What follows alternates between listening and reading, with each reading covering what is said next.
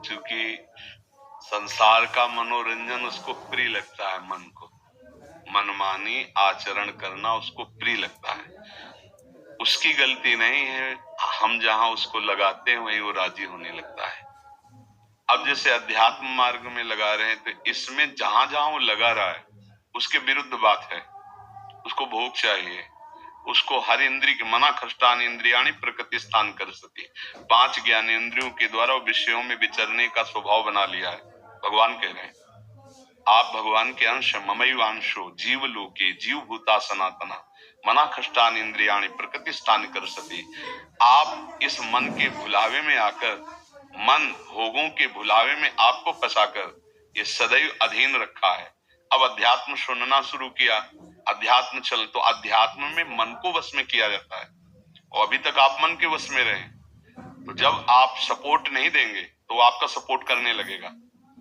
इसकी चाल समझना, क्योंकि आपके बिना उसकी कोई सत्ता नहीं, वो आपके बिना कुछ नहीं कर सकता, आपके दस्तखत से ही करेगा।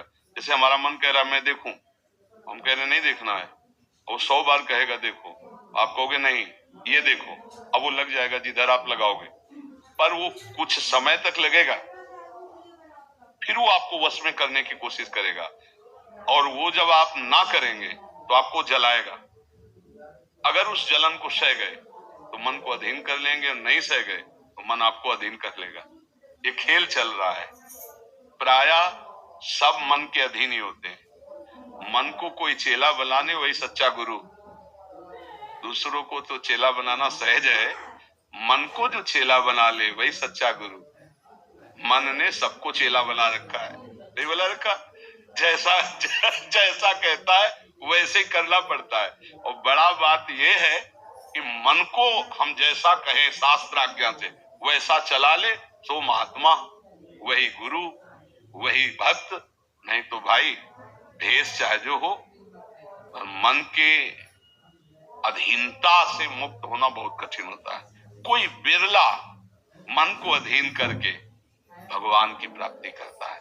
तो आप लोग उसी बिरले में हैं, क्योंकि अगर सत्संग मिल रहा है, साधु संग मिल रहा है और अध्यात्म की बातें सुन रहे हैं, अध्यात्म में चल रहे हैं, तो हम ये नहीं कह सकते कि हमारे ऊपर भगवान की कृपा नहीं, कृपा है, पर हमें विचलित नहीं होना। कम से कम ये बात आप स्वीकार करते हैं कि कभी कभी वो हमको गिराने की कोशिश करता है, अर्थात आपका बहुत सहयोग देने लगा है।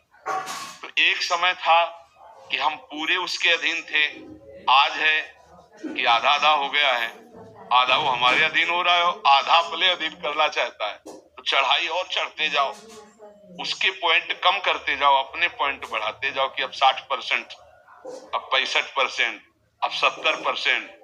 फिर जिस दिन 100% तो तुम्हारे अधीन हो गया, उसी दिन भगवान के आनंद का जो स्वरूप है वो प्रकाशित कर देगा। अब ये लड़ाई बहुत जोर की है, छोटी मोटी लड़ाई नहीं है, वो छोटा मोटा शक्तिशाली नहीं, बहुत शक्तिशाली है। क्या आपको सपोर्ट देगा?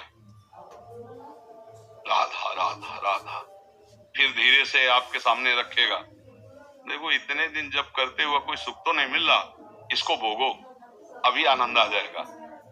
और देखो ये भोग आपके पास व्यवस्थित है, देखो ना अभी आनंद आ जाएगा। अच्छा, अब रुका राधा नाम, अब वो उस भोग में ले गया, अब राधा नाम जपना चाहोगे तो अच्छा नहीं लगेगा, अरुचि, वो अपने अधीन करता चला जाएगा।